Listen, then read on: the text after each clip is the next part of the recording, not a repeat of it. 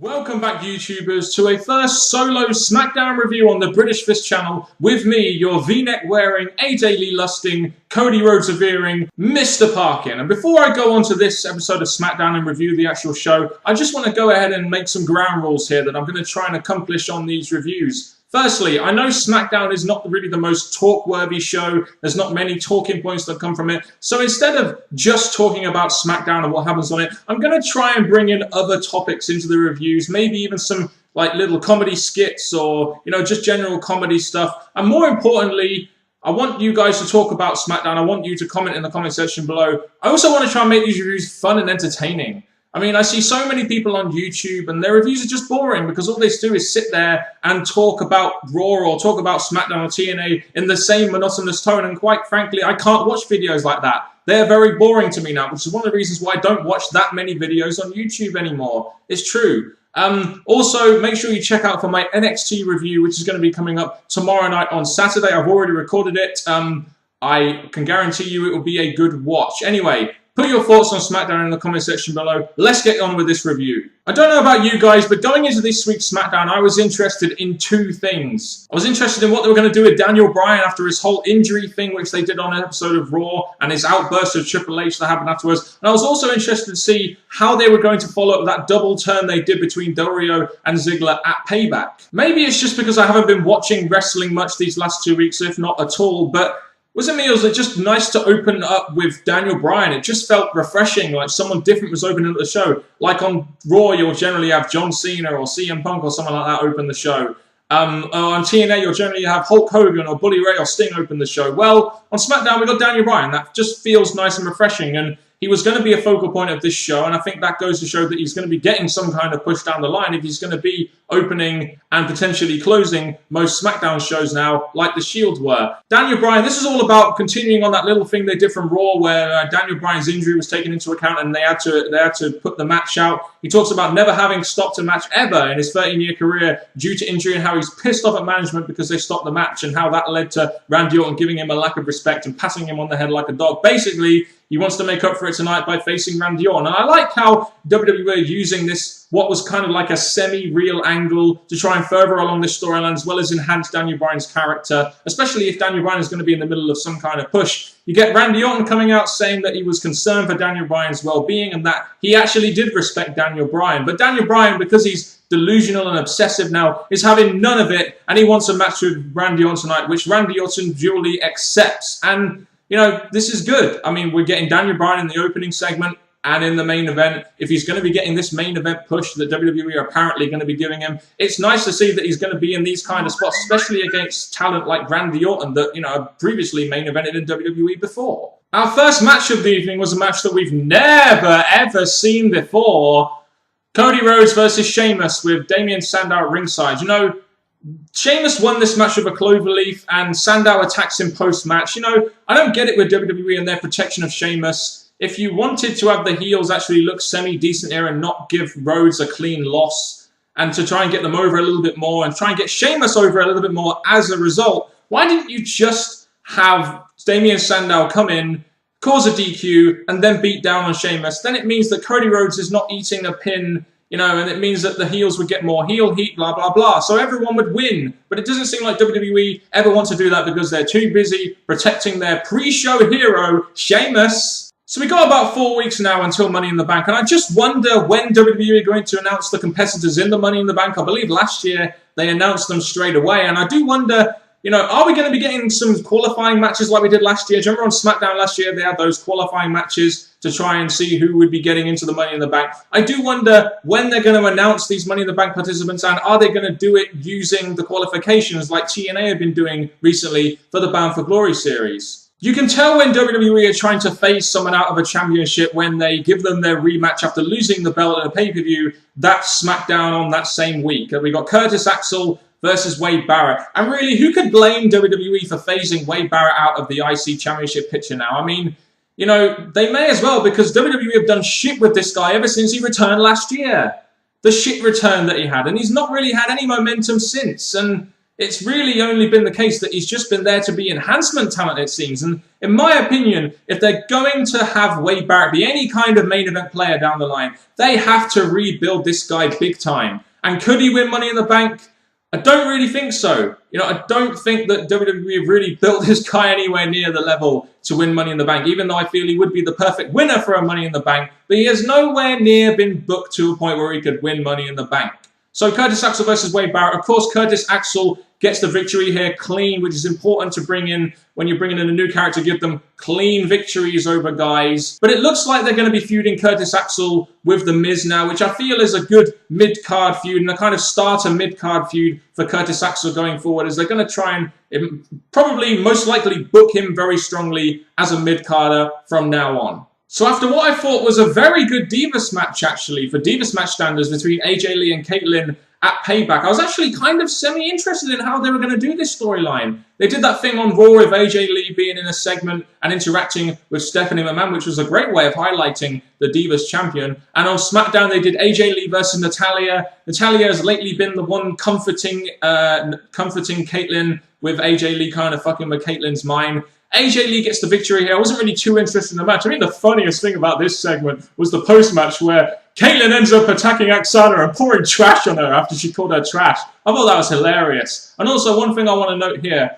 Congratulations to Natalya, Natty Neidhart, and Tyson Kidd, who are going to be getting married soon. Congratulations on you both for that. So I thought, well, I'm not watching Raw anymore, and seeing as SmackDown seemed to devote a hell of a lot of time recapping Raw, why not make a segment on my SmackDown review called Mr. Parkin's Raw Recap, where basically every week I go back and look at some of the bigger talking points from Raw, and seeing as I don't watch or review it anymore, give some of my brief thoughts on what actually happened on this week's edition of Raw. Sometimes there's going to be quite a lot of talking points, other weeks there may not be all that many, because Raw this week was actually quite interesting, whereas other weeks just may not be all that interesting. My first observation is that they finally stopped fighting the grain with the CM Punk character. He is now babyface. Thank God.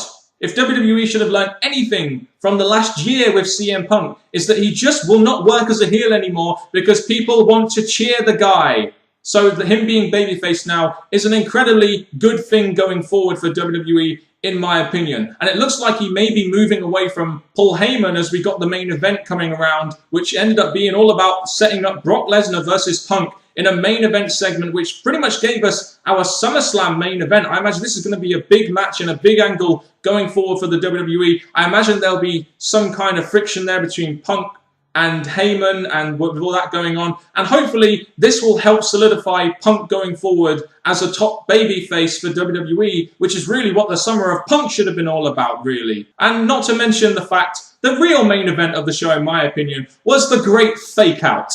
In my opinion, Mark Henry deserves an Academy Award for that acting performance. He actually fooled me into thinking he was going to retire, only to fuck Cena up. Now, that was fucking funny. I loved it when he came around and just said, "Oh, Cena," and then I'm going to fuck you up. Man, Smokey will be proud of that, won't he, Jeff? And this is a feud. The segment itself was just really good, the way they built up to the retirement, and then out of nowhere, Mark Henry says, "I'm not done. I've got plenty in the tank." And damn right he's got plenty in the tank. He's one of the best heels in the company right now. This is a feud that we haven't really seen yet for the WWE Championship. Hell, a fresh feud for John Cena. That is a good thing. And now we have a nice little story in there about Mark Henry never winning the WWE Championship in his career and how he wants to decimate Cena to get there. So this could end up being quite an interesting WWE Championship feud, in my opinion. It was set up very, very well in the second hour main event of Raw this week with the whole retirement stuff. Our main event on SmackDown was Chris Jericho versus Alberto Del Rio. And I don't blame WWE for doing stuff like this. I mean, Jericho's not going to be around for that much longer, so they need to do some of these kind of semi-high-profile, possibly pay-per-view matches. They need to do these as much as possible and not waste them on guys like 3MB like they did on Raw this week. So seeing Chris Jericho go up against Del Rio was kind of a fresh matchup because Del Rio has only just about turned back to the heel side now. As for Del Rio being heel, I felt he was kind of working as a babyface, but as usual, you know, it got a little bit boring going forward. And I think him being heel, if it means Dolph Ziggler being babyface, I'm all for it, because I feel Dolph Ziggler should have been babyface a long time ago. And if it means Del Rio has to turn heel for that, then so be it. But Del Rio needs to, and he has to get a heel reaction from the crowd. Maybe going up against Dolph Ziggler, he can get that heel reaction. But anyway, going towards this match, Chris Jericho versus Alberto Del Rio. Wasn't really about the match, really. I mean, the match was pretty solid going forward. It ended in a DQ when Dolph Ziggler ended up coming out to get a piece of Del Rio, like he did on Monday Night Raw, to follow up the double turn.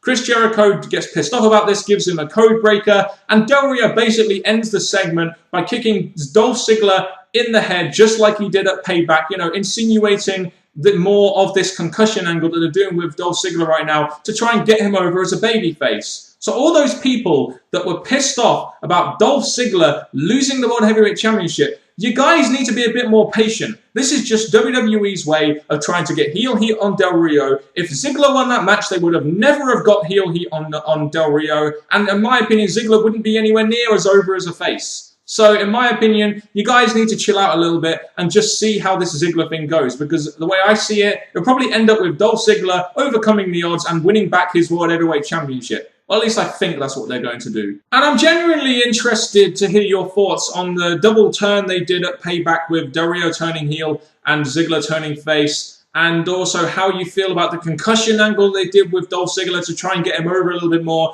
Not just that, but do you think it's the right direction forward for Del Rio's character to be a heel World Heavyweight Champion? And do you feel that it is the right thing, because I sure as hell do, that Dolph Ziggler can now be cheered by all the masses of the IWC finally? So on Raw this week, we had the much anticipated return of Christian. Apparently he's been okay to go for like 10 months now, and WWE just couldn't find a storyline to put him in. I mean, when you got a guy like Christian who's very, very credible in the mid-card, how could you not find a storyline or some sort of TV slot to put this guy in? One of the very few veterans they have now that can actually work in the mid-card. And Christian's return, in my opinion, is much needed, because right now, WWE, they've needed this for quite some time. They've needed some credible mid-card baby faces. He faced Drew McIntyre. Of course, Christian defeats Drew McIntyre very quickly. But we got, you know, the teasing of a possible United States Championship feud between Dean Ambrose and Christian, when you have the Shield coming out to triple powerbomb Christian. I originally thought he would be in the Money in the Bank match possibly, but a mid-card title feud for Christian with Dean Ambrose going forward probably, in my opinion, is a lot better than that, because there's no way he's going to win Money in the Bank, and at least he can try and get a newer guy over like Dean Ambrose, which I feel is the kind of role that Christian should be playing in WWE right now, playing that mid-card babyface role to try and get over some of these heels, because we have a lot of young heels on the roster right now that really don't have that veteran to go up against, really. So I think Christian's return in that sense is definitely a good thing for WWE's mid-card.